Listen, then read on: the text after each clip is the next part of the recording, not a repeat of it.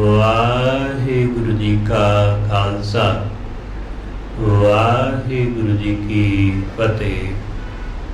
परम सन्मानयोग सतगुरां दे हजूर जुड़ मिल बैठे रब रूप गुरमुख सत्संगी जन, सतगुरु जी की अपार बख्शिश महरामत दा सदका गुरु दर ते जुड़न दा सुभाग समा नसीब होया। सतगुरु जी की इलाही अमृतमय बाणी का कीर्तन गुरु के प्यारे कीर्तनिया पासों आप जी ने श्रवण किया। गुरु दर ते जुड़ के गुरु की बाणी द्वारा वाहिगुरु नाल जुड़न का सांझ पाउण का निवाणा जिहा यतन कर रहे हैं। सतगुरु गुरु अर्जुन दे महाराज जिन्हां दी पवित्र रसना तो अज दा एक पावन शब्द उचारण होया। गुरु अर्जुन दे महाराज रहमत करदियां सोझी दिंदियां होया समझाउंदे ने। सतगुरु कहंदे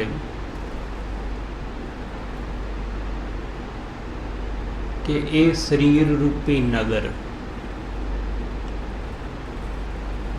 उन्हां दा सुख नाल वसदा है।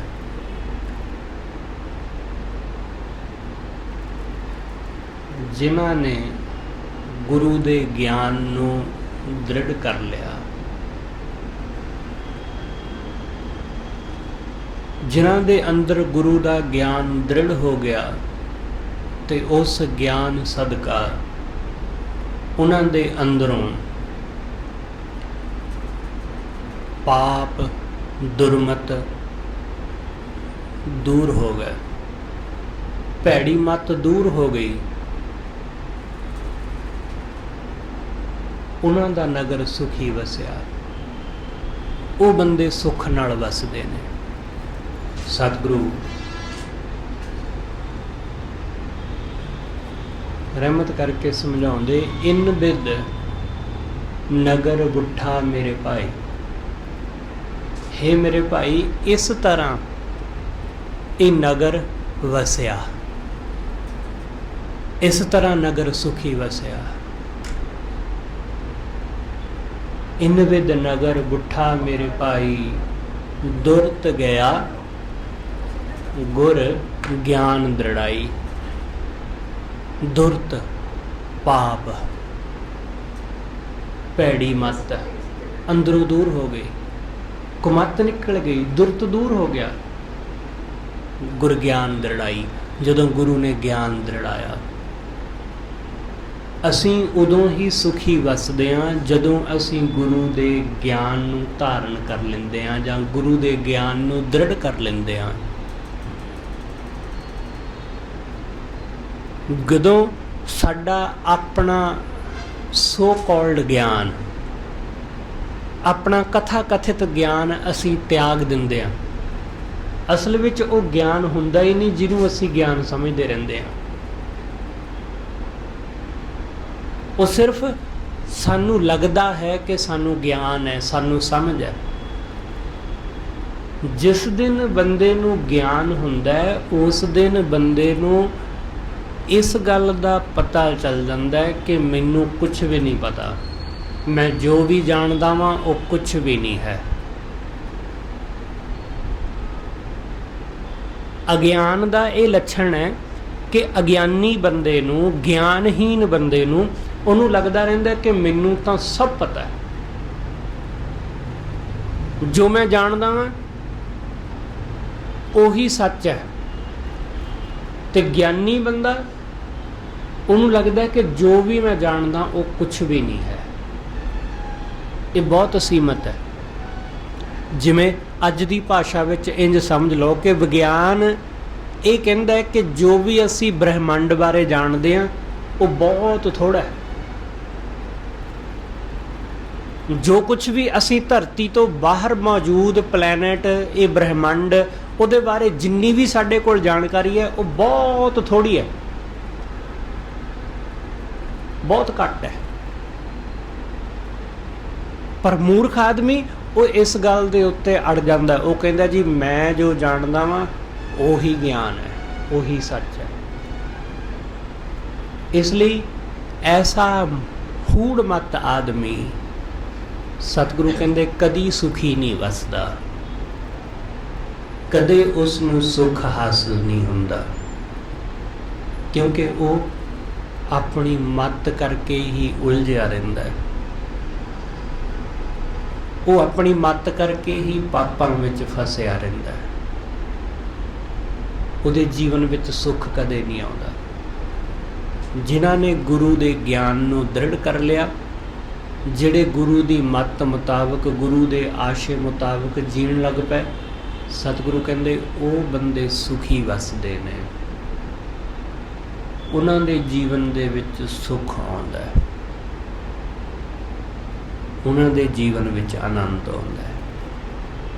ਸਤਿਗੁਰੂ ਕਹਿੰਦੇ दुरत गया गुर ज्ञान दृढ़ाई, दुरत चला गया।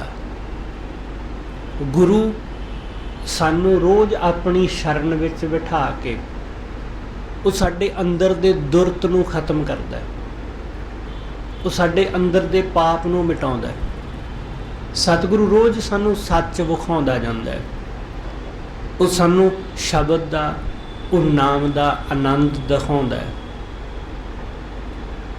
कि भगतां ने इवें आनंद हासिल करिया उहदे नाम नाल जुड़ के, वो इवें सुख दे विच वस गए। जिन्हां ने ये जानिया सतगुरु कहंदे वो सुखी वसे। उन्हां ने अपने अंदरों पंजां विकारां नूं दूर कर लिया। गुरु अर्जुन देव महाराज कहंदे पंजां नूं दूर कीता ते पंजां नूं अपने हिरदे विच वसा लिया। पंच मनाए पंच रुसाए, पंज मना लै, पंज गुण सत संतोख दया धर्म धीरज, इन्हां पंजां नूं मना लिया। हुण इन्हां नूं मनाया क्यों? क्योंकि साडे जीवन दे विच ये है ही नहीं। इंज समझो कि जिमें ये रुस्से होए होण। बहुते लोग वो धार्मिक कर्म पूजा पाठ बहुत करते हैं, पर आ सत संतोख दया धर्म धीरज ये हुंदा नहीं जीवन विच।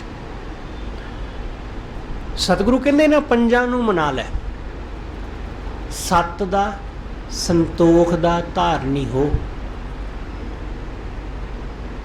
सत ते संतोख दा धारनी बन कि जीवन विच सत होवे। सत कि जुबान ते भी सच ते मन विच भी सच, बाहरले कर्म भी सच ते अंदरला हिरदा अंदरला जीवन भी सच। सच जिथे सत है उत्थे फिर नाल संतोख भी आवेगा।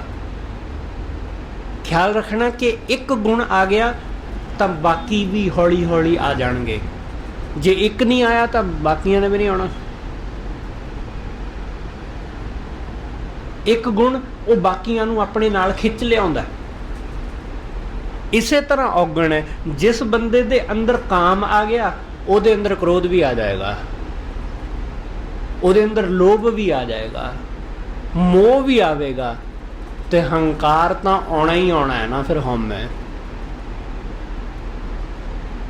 इसलिए एक गुण धारण कर लवो, सत।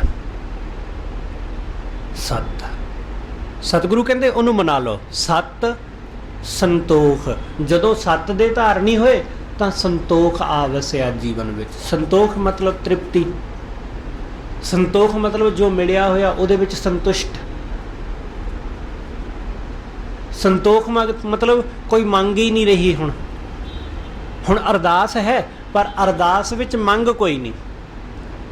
ख्याल रखना, अरदास विच कदे कोई मंग हुंदी होई नहीं।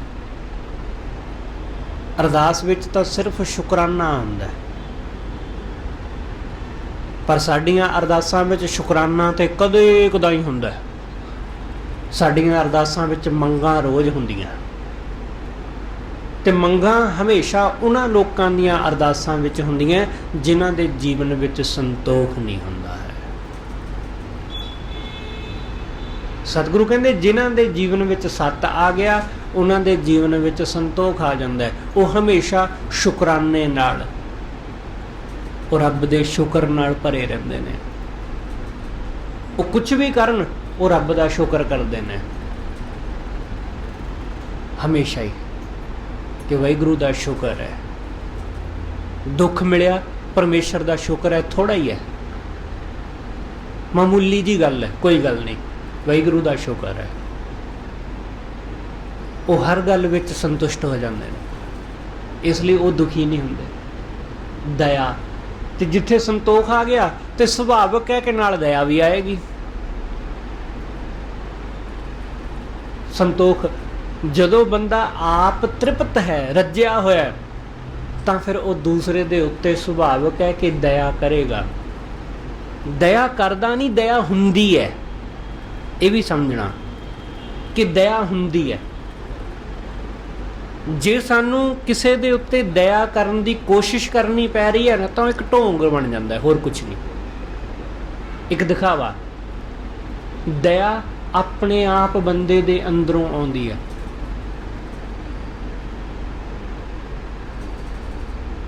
ਆਪਣੇ ਆਪ। ਇਸ ਲਈ ਸਤਿਗੁਰੂ ਕਹਿੰਦੇ ਜਦੋਂ ਦਇਆ ਹੋਵੇਗੀ ਤਦੋਂ ਤੁਸੀਂ ਕਿਸੇ ਨੂੰ ਦੇਖੋ, ਉਹਦੀ ਦੀਨਤਾ ਨੂੰ, ਉਹਦੀ ਦਰਿਦਰਤਾ ਨੂੰ, ਉਹਨੂੰ ਦੁੱਖ ਵਿੱਚ, ਤਾਂ ਉਹਨੂੰ ਦੁੱਖ ਵਿੱਚ ਦੇਖ ਕੇ ਦਇਆ ਆ ਜਾਵੇ। ਗੁਰੂ ਸਿਰਫ ਦੁਖੀ ਬੰਦੇ ਨੂੰ ਦੇਖ ਕੇ ਦਿਆਲੂ ਨਹੀਂ ਹੁੰਦਾ, ਗੁਰੂ ਪਾਪੀ ਬੰਦੇ ਨੂੰ ਦੇਖ ਕੇ ਵੀ ਦਿਆਲੂ ਹੋ ਜਾਂਦਾ ਹੈ। ਸਾਡੇ ਲਈ ਸਮਝਣਾ ਥੋੜਾ ਅਜੀਬ ਹੈ, ਕਿਉਂਕਿ ਅਸੀਂ ਸਮਝਦੇ ਹਾਂ ਕਿ ਦੀਨ ਦਰਿਦਰ ਬੰਦਾ ਜਿਹੜਾ ਹੈ, ਜਿਹੜਾ ਕੁਝ ਨਹੀਂ ਕਰ ਸਕਦਾ, ਵਿਚਾਰਾ ਰੋਗੀ ਹੈ, ਬਿਮਾਰ ਹੈ, ਉਹਦੇ ਉੱਤੇ ਤਰਸ ਆ ਗਿਆ ਕਿ ਵਿਚਾਰੇ ਦੀ ਕੋਈ ਮਦਦ ਕਰਨ ਵਾਲਾ ਨਹੀਂ। ਪਰ ਗੁਰੂ ਨੂੰ ਪਾਪੀ ਤੇ ਤਰਸ ਆ ਜਾਂਦਾ ਹੈ ਕਿ ਵਿਚਾਰਾ ਪਾਪ ਤੋਂ ਇਲਾਵਾ ਕੁਝ ਕਰ ਹੀ ਨਹੀਂ ਪਾਉਂਦਾ। ਜਿਵੇਂ ਗੁਰੂ ਨਾਨਕ ਸਾਹਿਬ ਨੂੰ ਕੌਡੇ ਤੇ ਤਰਸ ਆ ਗਿਆ, ਉਹਦੇ ਤੇ ਦਇਆ ਆ ਗਈ। ਗੁਰੂ ਨਾਨਕ ਸਾਹਿਬ ਨੂੰ ਸੱਜਣ ਠੱਗ ਦੇ ਉੱਤੇ ਦਇਆ ਆ ਗਈ। ਇਸ ਤਰ੍ਹਾਂ ਸਾਨੂੰ ਪਾਪੀ ਬੰਦੇ ਤੇ ਕਦੇ ਦਇਆ ਨਹੀਂ ਆਉਂਦੀ। ਅਸੀਂ ਲੋਕ ਪਾਪੀ ਬੰਦੇ ਤਾਂ ਅਸੀਂ ਕਹਿੰਦੇ ਮਰਦਾ ਮਰੇ, ਸਾਨੂੰ ਕੀ ਜਾਂਦਾ। ਪਰ ਗੁਰੂ ਉਹਦੇ ਤੇ ਤਰਸ ਕਰਦਾ, ਕਿਉਂਕਿ ਗੁਰੂ ਕੋਲ ਦਇਆ ਹੀ ਹੈ, ਉਹਦੇ ਕੋਲ ਹੋਰ ਕੁਛ ਹੈ ਹੀ ਨਹੀਂ, ਦਇਆ। ਇਸ ਲਈ ਪਾਪੀ ਹੋਵੇ ਚਾਹੇ ਆਮ ਬੰਦਾ ਹੋਵੇ, ਗੁਰੂ ਹਰ ਇੱਕ ਦੇ ਲਈ ਦਇਆ ਹੀ ਦਿੰਦਾ ਹੈ, ਹਰ ਇੱਕ ਲਈ ਦਇਆ ਹੀ ਦਿਖਾਉਂਦਾ ਹੈ, ਬਖਸ਼ ਦਿੰਦਾ ਹੈ। ਕਿਉਂਕਿ ਇੱਕ ਬੰਦਾ ਸਰੀਰ ਦਾ ਰੋਗੀ ਹੈ, ਉਹਦੇ ਤਨ ਨੂੰ ਕੋੜ ਹੋਇਆ ਹੈ, ਬਿਮਾਰੀ ਲੱਗੀ ਹੈ, ਇੱਕ ਇਹ ਰੋਗੀ ਹੈ, ਇੱਕ ਕੋਈ ਕੌਡੇ ਵਰਗਾ ਰੋਗੀ ਹੈ, ਮਾਨਸਿਕ ਰੋਗੀ ਕਹਿ ਲਓ, ਕੋਈ ਸੱਜਣ ਵਰਗਾ, ਕੋਈ ਮਲਕ ਭਾਗੋ ਵਰਗਾ, ਜਿਹੜਾ ਮਾਨਸਿਕ ਰੋਗੀ, ਕਾਮ ਕ੍ਰੋਧ ਦਾ ਰੋਗੀ, ਲੋਭ ਦਾ ਰੋਗੀ ਹੈ, ਇਸ ਤਰ੍ਹਾਂ ਦੇ ਰੋਗੀ। ਇਸ ਲਈ ਗੁਰੂ ਦਇਆ ਵਿਖਾਉਂਦਾ ਹੈ ਹਮੇਸ਼ਾ। ਉਹ ਪਾਪੀ ਤੇ ਵੀ ਦਇਆ ਕਰਦਾ ਹੈ, ਉਹ ਪੁੰਨ ਆਤਮਾ ਤੇ ਵੀ ਦਇਆ ਕਰਦਾ ਹੈ। ਇਸ ਲਈ ਜਿਸ ਦਿਨ ਸਾਡੇ ਅੰਦਰ ਦਇਆ ਹੋਵੇਗੀ, ਉਹ ਦਇਆ ਕਿਸੇ ਇੱਕ ਬੰਦੇ ਲਈ ਨਹੀਂ ਹੋਵੇਗੀ, ਉਹ ਸਭ ਲਈ ਹੋਵੇਗੀ। ਉਹ ਦਇਆ ਸਿਰਫ ਆਪਣੇ ਧੀ ਪੁੱਤ ਲਈ ਨਹੀਂ ਹੋਵੇਗੀ, ਉਹ ਦੂਸਰਿਆਂ ਲਈ ਵੀ ਹੋਵੇਗੀ।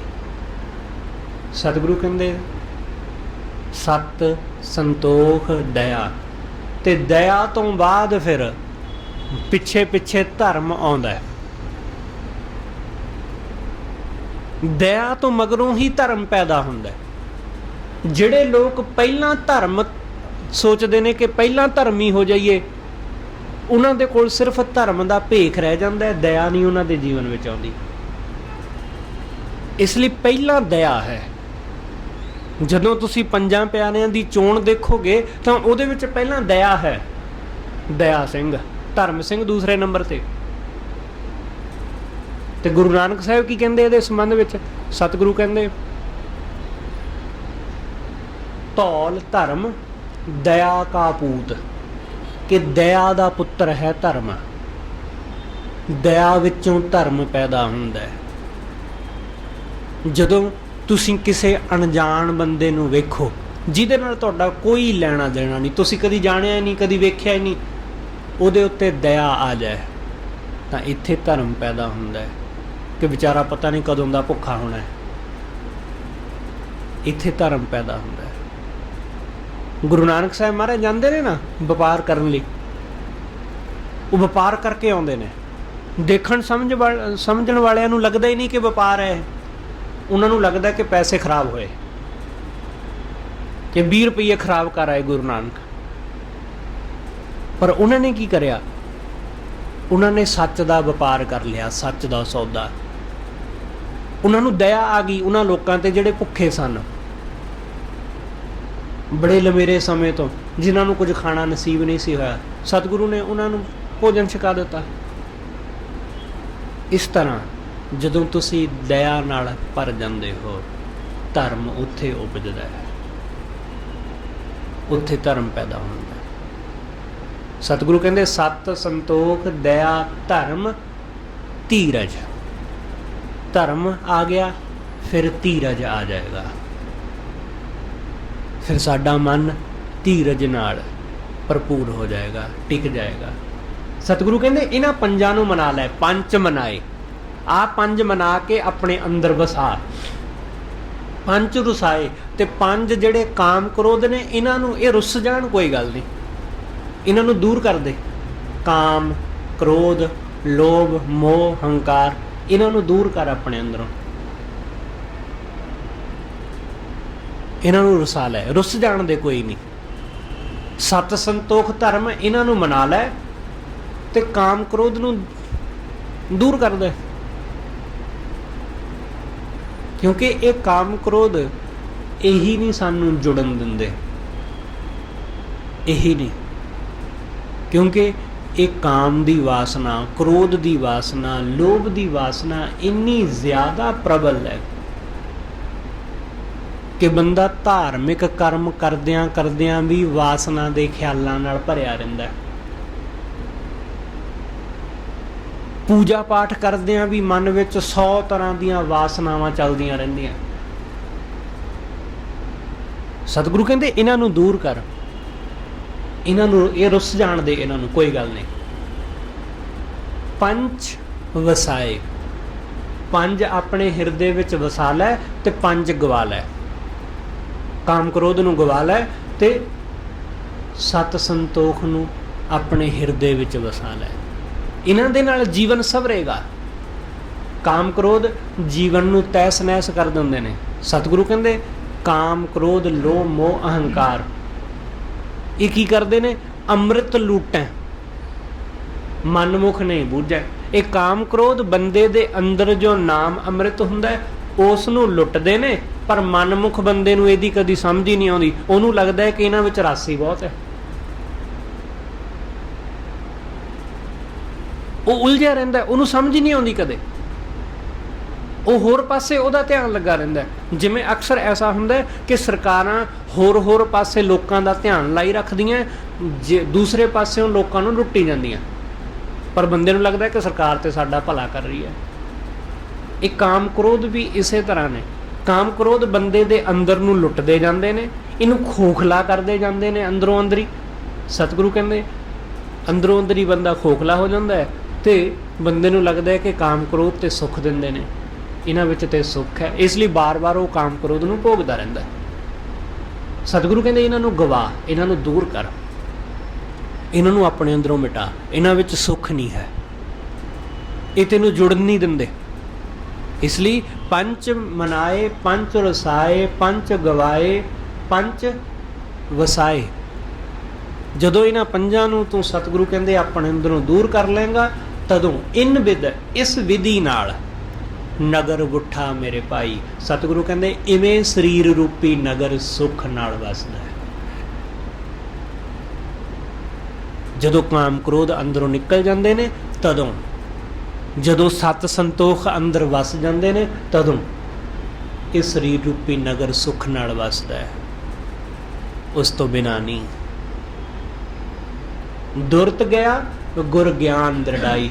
ਗੁਰੂ ਨੇ ਕਿਰਪਾ ਕੀਤੀ, ਅੰਦਰੋਂ ਦੁਰਤ ਨਿਕਲ ਗਿਆ, ਪਾਪ ਅੰਦਰੋਂ ਦੂਰ ਹੋ ਗਿਆ, ਗੁਰੂ ਨੇ ਗਿਆਨ ਦ੍ਰਿੜ ਕਰ ਦਿੱਤਾ। ਰਹਾਓ ਸਾਚ ਧਰਮ ਕੀ ਕਰ ਦੀਨੀ ਵਾਰ। ਗੁਰੂ ਨੇ ਸੱਚੇ ਧਰਮ ਦੀ ਵਾੜ ਕਰ ਦਿੱਤੀ। ਧਰਮ ਅਸਲ ਵਿੱਚ ਵਾੜ ਦਾ ਕੰਮ ਕਰਦਾ ਹੈ। ਧਰਮ ਦੀ ਮਰਿਆਦਾ, ਧਰਮ ਦਾ ਪਹਿਰਾਵਾ, ਇਹ ਵਾੜ ਦਾ ਕੰਮ ਕਰਦੇ ਨੇ। ਕਿ ਜਿਵੇਂ ਖੇਤ ਵਿੱਚ ਕੋਈ ਫਸਲ ਬੀਜੀ ਹੈ ਤੇ ਆਲੇ ਦੁਆਲੇ ਕੰਡਿਆਲੀ ਤਾਰ ਲਾ ਦਿੱਤੀ, ਆਲੇ ਦੁਆਲੇ ਵਾੜ ਕਰ ਦਿੱਤੀ, ਤਾਂ ਕਿ ਉਸ ਫਸਲ ਨੂੰ ਜਿਹੜੀ ਬੀਜੀ ਗਈ ਹੈ ਉਹਨੂੰ ਕੋਈ ਬਰਬਾਦ ਨਾ ਕਰਦਾ, ਉਹਨੂੰ ਅਵਾਰਾ ਜਾਨਵਰ ਆ ਕੇ ਬਰਬਾਦ ਨਾ ਕਰਨ, ਖਰਾਬ ਨਾ ਕਰ ਦੇਣ, ਇਸ ਲਈ ਵਾੜ ਕਰ ਦਿੱਤੀ ਜਾਂਦੀ। ਜਦੋਂ ਅਸੀਂ ਧਰਮ ਦਾ ਪਹਿਰਾਵਾ ਪਹਿਨਦੇ ਹਾਂ, ਕਿਸੇ ਧਰਮ ਨੂੰ ਧਾਰਨ ਕਰਦੇ ਹਾਂ, ਤਾਂ ਉਹ ਧਰਮ ਦਾ ਪਹਿਰਾਵਾ ਸਾਡੇ ਅੰਦਰ ਬੀਜੇ ਗਏ ਪ੍ਰਮਾਤਮਾ ਦੇ ਨਾਮ ਦੇ ਬੀਜ ਨੂੰ ਬਚਾਉਣ ਵਾਸਤੇ ਹੈ। ਕਿ ਜੋ ਫਸਲ ਬੀਜੀ ਹੈ ਉਹਨੂੰ ਬਚਾਈਏ। ਪਰ ਅੱਜ ਕੱਲ੍ਹ ਦੇਖਿਆ ਇਹ ਜਾਂਦਾ ਹੈ ਕਿ ਸਿਰਫ ਵਾੜ ਬੰਦੇ ਦੇ ਕੋਲ ਰਹਿ ਗਈ ਹੈ, ਅੰਦਰ ਬੀਜਿਆ ਕੁਛ ਵੀ ਨਹੀਂ। ਧਰਮ ਦਾ ਪਹਿਰਾਵਾ, ਧਰਮ ਦਾ ਚੋਲਾ ਰਹਿ ਗਿਆ, ਪਰ ਅੰਦਰ ਖੇਤੀ ਕੋਈ ਨਹੀਂ ਹੈ, ਅੰਦਰ ਫਸਲ ਕੋਈ ਨਹੀਂ। ਇਸ ਲਈ ਬੰਦਾ ਸਿਰਫ ਵਾੜ ਨੂੰ ਬਚਾਉਣ ਦੇ ਉੱਤੇ ਜ਼ੋਰ ਦੇ ਰਿਹਾ ਹੈ, ਜਦ ਕਿ ਵਾੜ ਨੂੰ ਬਚਾਉਣ ਦੀ ਜ਼ਰੂਰਤ ਨਹੀਂ ਹੈ। ਜ਼ਰੂਰਤ ਅੰਦਰ ਬੀਜੇ ਹੋਏ ਬੀਜ ਨੂੰ, ਫਸਲ ਨੂੰ ਬਚਾਉਣ ਦੀ ਹੈ। ਲੋਕ ਸਮਝੀ ਜਾਂਦੇ ਨੇ ਕਿ ਜੀ ਧਰਮ ਪਰਿਵਰਤਨ ਹੋ ਰਿਹਾ ਜੀ, ਕਿਹਨੂੰ ਬਚਾਓ, ਕਿ ਸਾਡੇ ਬੰਦੇ ਦੂਸਰਿਆਂ ਧਰਮਾਂ ਵਿੱਚ ਜਾਂਦੇ ਜਾ ਰਹੇ ਨੇ। ਕਿਉਂ ਜਾ ਰਹੇ ਨੇ? ਕਿਉਂਕਿ ਅੰਦਰ ਬੀਜ ਨਹੀਂ ਹੈ, ਅੰਦਰ ਕੁਝ ਬੀਜਿਆ ਹੀ ਨਹੀਂ। ਅੰਦਰ ਜੇ ਧਰਮ ਹੁੰਦਾ ਤਾਂ ਕਿਸੇ ਦੂਸਰੇ ਦੇ ਮਗਰ ਲੱਗ ਕੇ ਉਹ ਆਪਣੇ ਧਰਮ ਨੂੰ ਕਿਉਂ ਛੱਡ ਜਾਂਦੇ? ਸਿਰਫ ਵਾੜ ਸੀ, ਵਾੜ ਉਖੜ ਗਈ, ਹੋਰ ਕੁਝ ਵੀ ਨਹੀਂ। ਸਤਿਗੁਰੂ ਕਹਿੰਦੇ ਜਦੋਂ ਅੰਦਰ ਸਤ, ਸੰਤੋਖ, ਦਇਆ, ਧਰਮ, ਧੀਰਜ ਇਹ ਗੁਣ ਹੋਣਗੇ ਤਾਂ ਆਲੇ ਦੁਆਲੇ ਧਰਮ ਦੀ ਵਾੜ ਉਹਨਾਂ ਗੁਣਾਂ ਨੂੰ ਬਚਾਏਗੀ। ਗੁਰੂ ਨੇ ਕੀਤਾ, ਬਖਸ਼ਿਸ਼ ਕੀਤੀ, ਰਹਿਮਤ ਕੀਤੀ। ਸਾਚ ਧਰਮ ਕੀ ਕਰ ਦੀਨੀ ਵਾਰ, ਫਰਹੇ ਮੋਕਮ, ਫਰਹੇ ਤਾਕੀਆਂ ਦਰਵਾਜ਼ੇ ਕਹਿ ਲਓ ਕਿ ਫੱਟੇ ਲਾ ਦਿੱਤੇ। ਫਰੇ ਮੋਕਮ ਗੁਰ ਗਿਆਨ ਵਿਚਾਰ। ਇਹ ਜਿਹੜੀਆਂ ਸਾਡੀਆਂ ਅੱਖਾਂ, ਸਾਡੇ ਇੰਦਰੇ, ਇਹ ਜਿਹੜੇ ਬਾਰ-ਬਾਰ ਬਾਹਰ ਨੂੰ ਭੱਜਦੇ ਨੇ, ਸਾਡੀਆਂ ਅੱਖਾਂ ਰੂਪ ਦੇਖਣ ਨੂੰ ਦੌੜਦੀਆਂ ਨੇ ਨਾ। ਤੁਸੀਂ ਅੱਖਾਂ ਬੰਦ ਕਰ ਲਓ, ਜਿਵੇਂ ਅੱਖਾਂ ਬੰਦ ਕਰੋਗੇ ਤਾਂ ਅੱਖਾਂ ਬੰਦ ਹੁੰਦਿਆਂ ਹੀ ਹੋਰ ਕੁਝ ਦਿਸਣ ਲੱਗ ਪੈਂਦਾ। ਬੰਦਾ ਸੋਚਦਾ ਕਿ ਅੱਖਾਂ ਬੰਦ ਕਰਕੇ ਦਿਸੇਗਾ ਨਹੀਂ, ਪਰ ਜਿਵੇਂ ਹੀ ਅੱਖਾਂ ਬੰਦ ਕੀਤੀਆਂ, ਅੱਖਾਂ ਬੰਦ ਕਰਨ ਤੋਂ ਬਾਅਦ ਉਗੜ ਕੇ ਚੀਜ਼ਾਂ ਸਾਫ਼ ਦਿਸਣ ਲੱਗ ਪਈਆਂ। ਜੋ ਅੱਖਾਂ ਖੋਲ੍ਹ ਕੇ ਨਹੀਂ ਸੀ ਦਿਸਦਾ, ਉਹ ਅੱਖਾਂ ਬੰਦ ਕਰਕੇ ਦਿਸਣ ਲੱਗ ਜਾਂਦਾ। ਸਤਿਗੁਰੂ ਕਹਿੰਦੇ ਇਹ ਜਿਹੜੇ ਇੰਦਰੇ ਨੇ, ਇਹਨਾਂ ਨੂੰ ਗੁਰੂ ਦੇ ਗਿਆਨ ਨਾਲ ਇਹਨਾਂ ਨੂੰ ਬੰਦ ਕਰ ਲਿਆ ਕਿ ਹੁਣ ਅੱਖਾਂ ਖੁੱਲੀਆਂ ਰਹਿਣ ਚਾਹੇ ਬੰਦ, ਹੁਣ ਮਨ ਵਿੱਚ ਕੋਈ ਵਿਕਾਰ ਨਹੀਂ ਦੇ ਉੱਠਦਾ। ਹੁਣ ਇਹ ਅੱਖਾਂ ਰੂਪ ਦੇਖਣ ਚਾਹੇ ਕੁਛ ਵੀ ਦੇਖਣ, ਮਾਇਆ ਦੇਖਣ, ਪੈਸਾ ਦੇਖਣ, ਧਨ ਦੌਲਤ ਦੇਖਣ, ਕੁਛ ਵੀ ਦੇਖਣ, ਹੁਣ ਇਹ ਅੱਖਾਂ ਦੇਖ ਕੇ ਲੁਭਾਏਮਾਨ ਨਹੀਂ ਹੁੰਦੀਆਂ। ਹੁਣ ਦੇਖ ਕੇ ਮਨ ਵਿੱਚ ਲੋਭ ਜਾਂ ਮਨ ਵਿੱਚ ਵਾਸਨਾ ਨਹੀਂ ਪੈਦਾ ਹੁੰਦੀ। ਗੁਰੂ ਨੇ ਐਸੀ ਵਾੜ ਕਰ ਦਿੱਤੀ, ਗੁਰੂ ਨੇ ਐਸੀ ਰਹਿਮਤ ਕੀਤੀ। ਫਰਹੇ ਮੋਕਮ, ਮੋਕਮ ਮਤਲਬ ਦ੍ਰਿੜ, ਬੜੇ ਮਜ਼ਬੂਤ, ਬੜੇ ਮਜ਼ਬੂਤ। ਆਪਾਂ ਪੰਜਾਂ ਪਿਆਰਿਆਂ ਵਿੱਚ ਕਹਿੰਦੇ ਮੋਕਮ ਸਿੰਘ, ਮੋਕਮ ਸਿੰਘ ਮਤਲਬ ਦ੍ਰਿੜ, ਦ੍ਰਿੜਤਾ, ਕਿ ਪਕਿਆਈ, ਕਿ ਪੂਰਾ ਪੱਕਾ, ਕਿ ਟੁੱਟਦਾ ਨਹੀਂ ਹੋਣਾ, ਡੋਲਦਾ ਨਹੀਂ ਹੋਣਾ ਕਿਸੇ ਤਰ੍ਹਾਂ ਵੀ। ਕਿਸੇ ਦੀ ਨਿੱਕੀ ਜਿਹੀ ਗੱਲ ਸੁਣ ਕੇ ਨਹੀਂ ਡੋਲਦਾ, ਕਿ ਕਿਸੇ ਨੇ ਕੁਛ ਮਾੜਾ ਜਿਹਾ ਗੱਲ ਕਹਿ ਦਿੱਤਾ, ਕੁਝ ਬੋਲ ਦਿੱਤਾ ਤਾਂ ਇਸ ਗੱਲ ਤੋਂ ਡੋਲ ਗਿਆ, ਨਹੀਂ। ਕਿਸੇ ਨੇ ਕੋਈ ਇਨਸਲਟ ਕਰ ਦਿੱਤੀ ਤਾਂ ਕ੍ਰੋਧਿਤ ਹੋ ਗਿਆ, ਨਹੀਂ। ਕਿਸੇ ਨੇ ਕੋਈ ਮਾਣ ਸਨਮਾਨ ਦੇ ਦਿੱਤਾ ਤੇ ਉਸ ਮਾਣ ਸਨਮਾਨ ਕਰਕੇ ਡੋਲ ਗਿਆ। ਸਤਿਗੁਰੂ ਕਹਿੰਦੇ ਨਹੀਂ, ਦ੍ਰਿੜ ਹੋ ਗਿਆ, ਕਿਉਂਕਿ ਗੁਰੂ ਨੇ ਐਸਾ ਮਜ਼ਬੂਤ ਕਰ ਦਿੱਤਾ ਕਿ ਹੁਣ ਇਹ ਮਨ ਬਾਹਰ ਵਾਲੇ ਪਾਸੇ ਨੂੰ ਭੱਜਦਾ ਹੀ ਨਹੀਂ, ਐਸਾ ਦ੍ਰਿੜ ਹੋਇਆ। ਫਰਹੇ ਮੋਕਮ ਗੁਰ ਗਿਆਨ ਵਿਚਾਰ, ਨਾਮ ਖੇਤੀ ਬੀਜੋ ਭਾਈ ਮੀਤ। ਸਤਿਗੁਰੂ ਕਹਿੰਦੇ ਹੇ ਭਾਈ, ਹੇ ਮੇਰੇ ਮਿੱਤਰ, ਵਾਹਿਗੁਰੂ ਦੇ ਨਾਮ ਦੀ ਖੇਤੀ ਬੀਜੋ,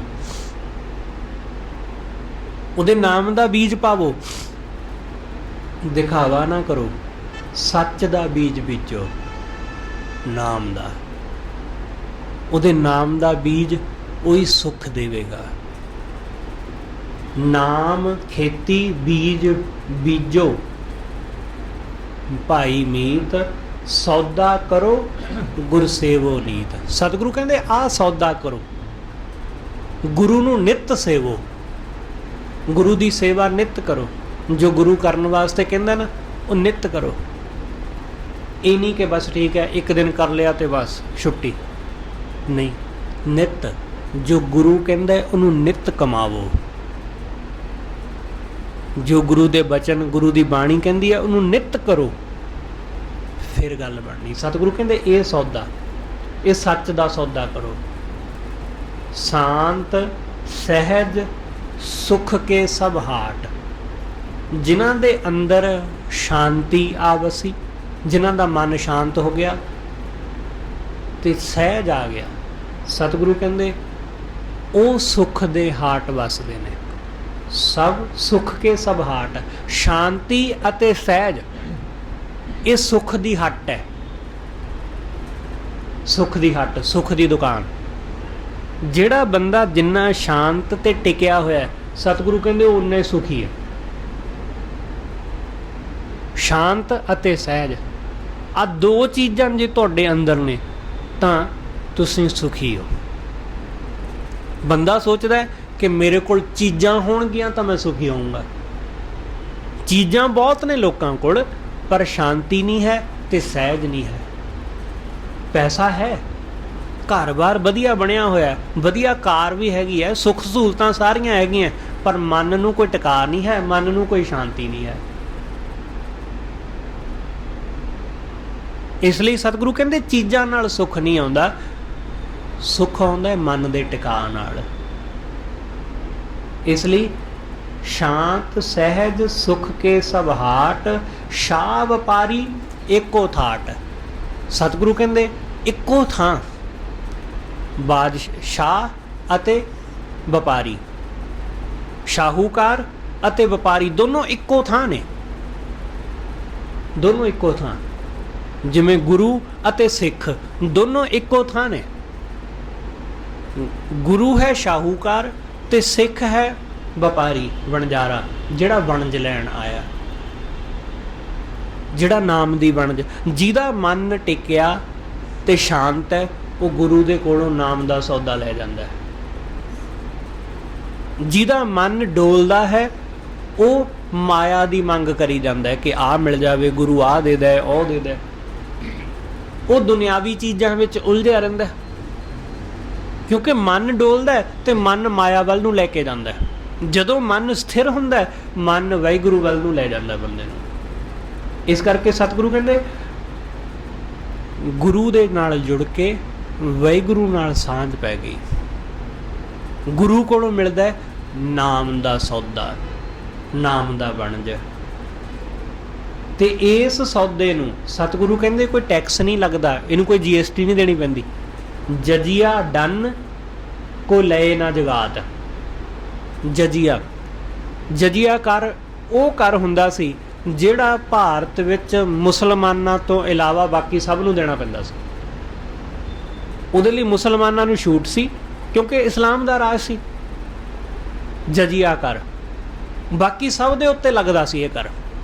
ਸਤਿਗੁਰੂ ਕਹਿੰਦੇ ਜਦੋਂ ਤੋਂ ਬੰਦਾ ਗੁਰੂ ਨਾਲ ਜੁੜ ਗਿਆ, ਉਦੋਂ ਤੋਂ ਹੁਣ ਕੋਈ ਡੰਨ ਨਹੀਂ ਦੇਣਾ ਪੈਂਦਾ। ਕਾਮ ਕ੍ਰੋਧ ਨੂੰ ਕੋਈ ਡੰਨ ਭਰਨਾ ਹੀ ਨਹੀਂ ਪੈਂਦਾ। ਹੁਣ ਜਿਵੇਂ ਕਾਮ ਕ੍ਰੋਧ ਦਾ ਡੰਨ ਹੈ ਨਾ, ਹੁਣ ਨਹੀਂ ਭਰਨਾ ਪੈਂਦਾ, ਹੁਣ ਮੁਕਤ ਹੋ ਗਿਆ। ਜਜੀਆ ਡੰਨ ਨਾ ਕੋ ਲਏ ਜਗਾਤ। ਜਗਾਤ ਦਾ ਮਤਲਬ ਹੀ ਹੁੰਦਾ ਟੈਕਸ ਕਰ ਕਿ ਜਗਾਤ ਦੇਣਾ। ਸਤਿਗੁਰੂ ਕਹਿੰਦੇ ਹੁਣ ਨਹੀਂ ਭਰਨਾ ਪੈਂਦਾ। ਸਤਿਗੁਰ ਕਰ ਦੀਨੀ ਧੁਰ ਕੀ ਛਾਪ। ਗੁਰੂ ਨੇ ਐਸੀ ਧੁਰ ਦੀ ਛਾਪ ਕਰ ਦਿੱਤੀ, ਐਸੀ ਮੋਹਰ ਲਾ ਦਿੱਤੀ ਕਿ ਹੁਣ ਕਿਸੇ ਤਰ੍ਹਾਂ ਦਾ ਕੋਈ ਟੈਕਸ ਨਹੀਂ ਦੇਣਾ ਪੈਂਦਾ। ਜਿਵੇਂ ਕੁਝ ਖਾਸ ਅਫਸਰ ਕਹਿ ਲਓ, ਕੁਝ ਖਾਸ ਮੁਲਾਜ਼ਮ ਕਹਿ ਲਓ, ਉਹਨਾਂ ਨੂੰ ਕੋਈ ਕਾਰਡ ਬਣਾ ਦਿੱਤਾ ਜਾਂਦਾ ਹੈ ਉਹ ਜਿੱਥੋਂ ਦੀ ਮਰਜ਼ੀ ਗੁਜ਼ਰਨ, ਉਹਨਾਂ ਨੂੰ ਕੋਈ ਟੈਕਸ ਨਹੀਂ ਦੇਣਾ ਪੈਂਦਾ, ਨਾ ਉਹਨਾਂ ਨੂੰ ਟੋਲ ਟੈਕਸ ਦੇਣਾ ਪਵੇ, ਨਾ ਉਹਨਾਂ ਨੂੰ ਕੋਈ ਹੋਰ ਕਿਸੇ ਤਰ੍ਹਾਂ ਦਾ GST ਭਰਨਾ ਪਵੇ, ਕੁਛ ਵੀ ਨਹੀਂ, ਸਭ ਟੈਕਸ ਤੋਂ ਮੁਕਤ ਹੁੰਦੇ ਨੇ ਉਹ। ਬਿਲਕੁਲ ਐਸਾ ਹੀ ਜਿਹੜੇ ਵਾਹਿਗੁਰੂ ਨਾਲ ਜੁੜ ਗਏ, ਜਿਨ੍ਹਾਂ ਨੂੰ ਗੁਰੂ ਦੀ ਮੋਹਰ ਮਿਲ ਗਈ, ਉਹਨਾਂ ਨੂੰ ਕਿਸੇ ਤਰ੍ਹਾਂ ਦਾ ਕੋਈ ਕਰ ਨਹੀਂ ਭਰਨਾ ਪੈਂਦਾ। ਉਹ ਕਾਮ ਕ੍ਰੋਧ ਦੇ ਅਧੀਨ ਨਹੀਂ ਉਹਨਾਂ ਨੂੰ ਰਹਿਣਾ ਪੈਂਦਾ, ਉਹਨਾਂ ਵਿਸ਼ਿਆਂ ਵਾਸ਼ਨਾਵਾਂ ਦੇ ਅਧੀਨ ਬਿਲਕੁਲ ਨਹੀਂ ਰਹਿਣਾ ਪੈਂਦਾ। ਉਹ ਕਰ ਤੋਂ ਮੁਕਤ ਹੋ ਗਏ, ਉਹ ਟੈਕਸ ਤੋਂ ਮੁਕਤ ਹੋ ਗਏ। ਗੁਰੂ ਅਮਰਦਾਸ ਮਹਾਰਾਜ ਜਦੋਂ ਗੁਰੂ ਬਣਨ ਤੋਂ ਬਾਅਦ ਉਹ ਹਿੰਦੂ ਤੀਰਥਾਂ ਵੱਲ ਗੁਰਮਤਿ ਦੇ ਪ੍ਰਚਾਰ ਕਰਨ ਵਾਸਤੇ ਗਏ, ਤਾਂ ਨਦੀਆਂ ਨੂੰ ਪਾਰ ਕਰਨ ਵਾਸਤੇ ਉਸ ਵੇਲੇ ਟੈਕਸ ਲੱਗਦਾ ਸੀ, ਤੀਰਥ ਯਾਤਰਾ ਟੈਕਸ ਲੱਗਦਾ ਸੀ। ਹਿੰਦੂਆਂ ਦੇ ਉੱਤੇ ਤੀਰਥ ਟੈਕਸ ਲੱਗਦਾ ਸੀ ਕਿ ਜਿਹੜਾ ਤੀਰਥ ਯਾਤਰਾ ਜਾਂਦਾ ਸੀ ਉਹਨੂੰ ਟੈਕਸ ਦੇਣਾ ਪੈਂਦਾ ਸੀ, ਕਰ ਉਹਨੂੰ ਜਜ਼ੀਆ ਕਰ। ਤੇ ਜਦੋਂ ਗੁਰੂ ਅਮਰਦਾਸ ਮਹਾਰਾਜ ਗਏ ਤਾਂ ਗੁਰੂ ਅਮਰਦਾਸ ਮਹਾਰਾਜ ਜੀ ਨੇ ਕਿਸੇ ਨੂੰ ਕੋਈ ਟੈਕਸ ਨਹੀਂ ਦਿੱਤਾ, ਕਰ ਨਹੀਂ ਦਿੱਤਾ। ਤੇ ਗੁਰੂ ਅਮਰਦਾਸ ਮਹਾਰਾਜ ਦੇ ਮਗਰ ਮਗਰ ਜਿੰਨੇ ਲੋਕ ਵੀ ਤੁਰੇ, ਕਿਸੇ ਨੂੰ ਕੋਈ ਟੈਕਸ ਨਹੀਂ ਭਰਨਾ ਪਿਆ, ਕਿਸੇ ਨੂੰ ਕੋਈ ਇੱਕ ਆਨਾ ਨਹੀਂ ਦੇਣਾ ਪਿਆ। ਇਸ ਗੱਲ ਦਾ ਜ਼ਿਕਰ ਗੁਰੂ ਰਾਮਦਾਸ ਮਹਾਰਾਜ ਨੇ ਕੀਤਾ ਆਪਣੀ ਬਾਣੀ ਵਿੱਚ ਕਿ ਜਦੋਂ ਗੁਰੂ ਅਮਰਦਾਸ ਮਹਾਰਾਜ ਗਏ ਤਾਂ ਜਿਹੜੇ ਜਗਾਤੀ ਸਨ, ਜਗਾਤੀਆਂ ਮੂੰਹ ਮੁੰਦਣ ਪਈ, ਉਹਨਾਂ ਦੇ ਮੂੰਹਾਂ ਨੂੰ ਜਿੰਦੇ ਲੱਗ ਗਏ। ਉਹਨਾਂ ਦੀ ਹਿੰਮਤ ਹੀ ਨਾ ਪਈ ਕਿ ਅਸੀਂ ਗੁਰੂ ਅਮਰਦਾਸ ਮਹਾਰਾਜ ਤੋਂ ਮੰਗ ਸਕੀਏ ਕਿ ਸਾਨੂੰ ਸਾਡਾ ਕਰ ਦੇ ਕੇ ਜਾਓ। ਤੇ ਸਤਿਗੁਰ ਪਿੱਛੇ ਸਭ, ਸਤਿਗੁਰੂ ਦੇ ਪਿੱਛੇ ਸਭ ਭੱਜ ਕੇ ਪਾਰ ਲੰਘ ਗਏ, ਕਿਸੇ ਨੂੰ ਕਰ ਨਹੀਂ ਦੇਣਾ ਪਿਆ। ਜਿਹੜਾ ਬੰਦਾ ਵੀ ਗੁਰੂ ਦੇ ਨਾਲ ਜੁੜਦਾ ਉਹ ਜਮਾਂ ਦੇ ਲੇਖੇ ਜੋਖੇ ਤੋਂ ਇਸੇ ਤਰ੍ਹਾਂ ਮੁਕਤ ਹੋ ਜਾਂਦਾ ਹੈ। ਜਮ ਜਗਾਤੀ ਉਹਨਾਂ ਦੇ ਕੋਲੋਂ ਕਦੇ ਕੋਈ ਟੈਕਸ ਨਹੀਂ ਮੰਗਦੇ, ਜਮ ਜਗਾਤੀ ਕਦੇ ਉਹਨਾਂ ਦੇ ਕੋਲੋਂ ਕਦੇ ਕੋਈ ਲੇਖਾ ਨਹੀਂ ਮੰਗਦੇ, ਜਿਨ੍ਹਾਂ ਨੂੰ ਗੁਰੂ ਦੀ ਮੋਹਰ ਛਾਪ ਮਿਲ ਗਈ। ਗੁਰੂ ਦੀ ਮੋਹਰ, ਸਤਿਗੁਰੂ ਕਰ ਦੀਨੀ ਧੁਰ ਕੀ ਛਾਪ, ਵੱਖਰ ਨਾਮ ਖੇਪ ਚਲਾਵੋ। ਸਤਿਗੁਰੂ ਕਹਿੰਦੇ ਵਾਹਿਗੁਰੂ ਦੇ ਨਾਮ ਦਾ ਵੱਖਰ ਚਲਾਵੋ। ਵਾਹਿਗੁਰੂ ਦੇ ਨਾਮ ਦਾ ਇੱਕ ਸ਼ਬਦ ਤੁਸੀਂ ਪੜ੍ਹਦੇ ਹੋ ਰਵਿਦਾਸ ਜੀ ਦਾ, ਬੇਗਮਪੁਰਾ ਸ਼ਹਿਰ ਕੋ ਨਾ, ਉਸ ਸ਼ਬਦ ਵਿੱਚ ਵੀ ਇਹੀ ਕੁਛ ਦੱਸਿਆ ਉਹਨਾਂ ਨੇ। ਉਹ ਕਹਿੰਦੇ ਮੈਂ ਉਸ ਸ਼ਹਿਰ ਦਾ ਵਾਸੀ ਹੋ ਗਿਆ ਜਿੱਥੇ ਕੋਈ ਗਮ ਨਹੀਂ ਹੈ, ਦੁੱਖ ਅੰਦੋ ਨਾ ਹੀ ਤਾਂ ਹਟਾਉ, ਜਿੱਥੇ ਕੋਈ ਦੁੱਖ ਨਹੀਂ, ਕੋਈ ਅੰਦੋ ਨਹੀਂ, ਕੋਈ ਫਿਕਰ ਨਹੀਂ, ਕੋਈ ਚਿੰਤਾ ਨਹੀਂ। ਤਰਸ ਜਿਵਾਲ, ਕਹਿੰਦੇ ਨਾ ਉੱਥੇ ਕੋਈ ਤਰਸ ਹੈ, ਨਾ ਉੱਥੇ ਕੋਈ ਟੈਕਸ ਦੇਣਾ ਪੈਂਦਾ ਹੈ, ਕੁਛ ਵੀ ਨਹੀਂ ਉੱਥੇ। ਖੌਫ ਨਾ ਖਤਾ ਨਾ ਤਰਸ ਜਿਵਾਲ, ਨਾ ਤਸਵੀਸ ਖਿਰਾਜ ਨਾ ਮਾਲ। ਖਿਰਾਜ, ਉੱਥੇ ਕੋਈ ਟੈਕਸ ਨਹੀਂ ਹੈ, ਕੋਈ ਕਿਸੇ ਤਰ੍ਹਾਂ ਦੀ ਕੋਈ ਜ਼ਬਰਦਸਤੀ ਨਹੀਂ ਹੈ, ਆਨੰਦ ਹੀ ਆਨੰਦ ਹੈ। ਉੱਥੇ ਨਾ ਕੋਈ ਪਹਿਲਾ ਦੂਜਾ ਤੀਜਾ ਦਰਜਾ, ਜਿਵੇਂ ਸਾਡੇ ਸਮਾਜ ਵਿੱਚ ਪਹਿਲਾ ਦੂਜਾ ਤੀਜਾ ਦਰਜਾ ਹੁੰਦਾ ਨਾ, ਕਿ ਪਹਿਲੇ ਦਰਜੇ ਦੇ ਲੋਕ, ਦੂਜੇ ਦਰਜੇ ਦੇ। ਸਾਡੀਆਂ ਟ੍ਰੇਨਾਂ ਵਿੱਚ, ਹਵਾਈ ਜਹਾਜ਼ ਵਿੱਚ ਵੀ ਪਹਿਲੇ ਦੂਜੇ ਦਰਜੇ ਦੀਆਂ ਸੀਟਾਂ ਹੁੰਦੀਆਂ। ਰਵਿਦਾਸ ਜੀ ਕਹਿੰਦੇ ਕਿ ਉੱਥੇ ਪਹਿਲਾ ਦੂਜਾ ਤੀਜਾ ਦਰਜਾ ਕੋਈ ਹੈ ਹੀ ਨਹੀਂ, ਉੱਥੇ ਇੱਕੋ ਹੀ ਦਰਜਾ ਹੈ ਸਭ ਦਾ, ਇੱਕ ਸਮਾਨ ਨੇ ਸਭ। ਇਸ ਲਈ ਉਹ ਸ਼ਹਿਰੀ, ਇਹ ਵਤਨਗਾਹ ਰਵਿਦਾਸ ਜੀ ਕਹਿੰਦੇ ਮੈਨੂੰ ਹਾਸਲ ਹੋਈ। ਸਤਿਗੁਰੂ ਕਹਿੰਦੇ ਵੱਖਰ ਨਾਮ ਲੱਦ ਖੇਪ ਚਲਾਵੋ। ਵਾਹਿਗੁਰੂ ਦੇ ਨਾਮ ਰੂਪੀ ਵੱਖਰ ਨੂੰ ਲੱਦ ਕੇ ਆਹ ਖੇਪ, ਇਹ ਕਿਸ਼ਤ, ਇਹ ਸੌਦਾ ਲੈ ਚਲਾਵੋ, ਇਹ ਲੈ ਚੱਲੋ, ਇਹ ਸੌਦਾ ਲੈ ਲਾਹਾ ਗੁਰਮੁਖ ਘਰ ਆਵੋ। ਵਾਹਿਗੁਰੂ ਦੇ ਨਾਮ ਦਾ ਲਾਹਾ ਲੈ ਕੇ ਭਾਈ ਆਪਣੇ ਘਰ ਟਿਕੋ, ਆਪਣੇ ਘਰ ਆਵੋ। ਜਿਵੇਂ ਹਰ ਬੰਦਾ ਕੁਝ ਲਾਭ ਖੱਟ ਕੇ ਆਪਣੇ ਘਰ ਮੁੜਦਾ, ਆਪਣੇ ਘਰ ਕੋਈ ਵੀ ਹੈ, ਦੁਕਾਨਦਾਰ ਹੈ, ਉਹ ਸਵੇਰੇ ਜਾ ਕੇ ਸ਼ਾਮ ਨੂੰ ਦੁਕਾਨ ਬੰਦ ਕਰਕੇ ਆਪਣੇ ਘਰ ਹੀ ਮੁੜਦਾ। ਹਰ ਕਿਸੇ ਨੇ ਆਪਣੇ ਘਰ ਹੀ ਮੁੜਨਾ। ਬਿਲਕੁਲ ਐਸਾ ਹੀ ਸਤਿਗੁਰੂ ਕਹਿੰਦੇ ਆਪਣੇ ਨਿੱਜ ਘਰ ਆਵੋ, ਨਿੱਜ ਘਰ ਮਹਿਲ ਪਾਵੋ, ਸੁਖ ਸਹਿਜੇ ਬੋਰ ਨਾ ਹੋਏਗਾ ਫੇਰਾ। ਆਪਣੇ ਨਿੱਜ ਘਰ ਵਿੱਚ ਆਵੋ, ਉਹਦੇ ਨਾਮ ਦਾ ਲਾਹਾ ਲੈ ਕੇ। ਸਤਿਗੁਰ ਸ਼ਾਹ ਸਿੱਖ ਬਣਜਾਰੇ, ਸਤਿਗੁਰੂ ਸ਼ਾਹ ਹੈ ਸ਼ਾਹੂਕਾਰ, ਸਿੱਖ ਨੇ ਬਣਜਾਰੇ। ਪੂੰਜੀ ਨਾਮ ਲੇਖਾ ਸਾਚ ਸਮਾਰੇ। ਤੇ ਗੁਰੂ ਦੇ ਸਿੱਖਾਂ ਵਾਸਤੇ ਪਰਮਾਤਮਾ ਦਾ ਨਾਮ ਹੀ ਪੂੰਜੀ ਹੈ। ਉਹ ਸੱਚ ਨੂੰ ਸੰਭਾਲਣਾ, ਇਹੀ ਸਤਿਗੁਰੂ ਕਹਿੰਦੇ ਹਿਸਾਬ ਕਿਤਾਬ, ਲੇਖਾ। ਜਿਵੇਂ ਅਸੀਂ ਹਿਸਾਬ ਕਿਤਾਬ ਕਰਦੇ ਨਾ ਕਿ ਕੀ ਖੱਟਿਆ ਕੀ ਗਵਾਇਆ, ਸਤਿਗੁਰੂ ਕਹਿੰਦੇ ਸੱਚ ਨੂੰ ਸੰਭਾਲਣਾ ਇਹੀ ਲੇਖਾ ਹੈ। ਪੂੰਜੀ ਨਾਮ ਲੇਖਾ ਸਾਚ ਸੰਭਾਰੇ, ਸੋ ਵਸੈ ਇਤ ਘਰ। ਉਹ ਬੰਦਾ ਇਸ ਘਰ ਵਿੱਚ ਵਸਦਾ ਹੈ, ਉਹ ਇਸ ਸੁਖੀ ਘਰ ਵਿੱਚ ਵਸਦਾ ਹੈ ਜਿਸ ਗੁਰਪੂਰਾ ਸੇਵ, ਜਿਹਨੇ ਪੂਰੇ ਗੁਰੂ ਨੂੰ ਸੇਵਿਆ, ਜਿਹੜਾ ਪੂਰੇ ਸਤਿਗੁਰੂ ਦੀ ਸੇਵਾ ਵਿੱਚ ਜੁੜਿਆ, ਉਹ ਇਸ ਨਿਜ ਘਰ ਵਿੱਚ ਵਸਦਾ ਹੈ। ਅਬਚਲ ਨਗਰੀ ਨਾਨਕ ਦੇਵ। ਸਤਿਗੁਰੂ ਕਹਿੰਦੇ ਇਹ ਨਗਰੀ ਅਬਚਲ ਹੈ। ਜਿਹਨੂੰ ਸਤਿਗੁਰੂ ਕਹਿੰਦੇ ਕਿ ਅਬਚਲ ਨਗਰ ਗੋਬਿੰਦ ਗੁਰੂ ਕਾ, ਉਹ ਨਗਰ ਜਿਹਨੂੰ ਰਵਿਦਾਸ ਜੀ ਬੇਗਮਪੁਰਾ ਕਹਿੰਦੇ ਨੇ, ਇਹ ਨਗਰ, ਇਸ ਨਗਰੀ ਦੇ ਵਿੱਚ ਵਾਸਾ ਹੋ ਗਿਆ। ਅਬਚਲ ਨਗਰੀ ਨਾਨਕ ਦੇਵ। ਇਸ ਨਗਰੀ ਵਿੱਚ ਵਾਸਾ ਜਿਉਂਦੇ ਜੀ ਹੁੰਦਾ ਹੈ, ਇਸ ਬੇਗਮਪੁਰੇ ਵਿੱਚ, ਇਸ ਸੱਚਖੰਡ ਵਿੱਚ, ਇਸ ਸੱਚ ਵਿੱਚ। ਜਿਹੜੇ ਗੁਰੂ ਨਾਲ ਜੁੜੇ ਉਹ ਇੱਥੇ ਵਸ ਗਏ। ਗੁਰਮੁਖ ਭਗਤ, ਉਹ ਦੇਖਣ ਨੂੰ ਲੱਗਦਾ ਕਿ ਉਹ ਸਾਡੇ ਵਿੱਚ ਰਹਿੰਦਾ ਹੈ ਸੰਸਾਰ ਵਿੱਚ, ਪਰ ਉਹ ਅਸਲ ਵਿੱਚ ਇਸ ਨਗਰੀ ਵਿੱਚ ਵਸਦਾ ਹੈ। ਉਹ ਸਰੀਰਕ ਤੌਰ ਤੇ ਸਾਡੇ ਵਿੱਚ ਹੈ, ਪਰ ਆਤਮਿਕ ਤੌਰ ਤੇ ਉਹ ਆਨੰਦ ਦੇ ਵਿੱਚ, ਉਹ ਸੱਚਖੰਡ ਵਿੱਚ ਹੈ। ਸਤਿਗੁਰੂ ਇਹ ਰਹਿਮਤ ਹੈ, ਇਹ ਬਖਸ਼ਿਸ਼ ਸਭ ਤੇ ਕਰੇ ਕਿ ਸਾਡਾ ਮਨ ਇਸ ਮਾਇਆ ਦੇ ਵਿੱਚੋਂ, ਇਸ ਸੰਸਾਰ ਵਿੱਚੋਂ ਨਿਕਲ ਕੇ ਨਿਰੰਕਾਰ ਦੇ ਚਰਨਾਂ ਨਾਲ ਜੁੜੇ, ਜਿਹਦਾ ਜਿਸ ਘਰ ਵਿੱਚ ਆਨੰਦ ਹੀ ਆਨੰਦ, ਸੁੱਖ ਹੀ ਸੁੱਖ ਹੈ। ਹੋਈਆਂ ਭੁੱਲਾਂ ਲਈ ਖਿਮਾ ਸਤਿਗੁਰੂ ਜੀ ਅਤੇ ਆਪ ਸਰਬੱਤ ਸੰਗਤ ਬਖਸ਼ਣਯੋਗ। ਭੁੱਲਾਂ ਨਾ ਚਿਤਾਰਦੇ ਹੋਏ ਆਖੋ ਜੀ ਵਾਹਿਗੁਰੂ ਜੀ ਕਾ ਖਾਲਸਾ, ਵਾਹਿਗੁਰੂ ਜੀ ਕੀ ਫਤਿਹ।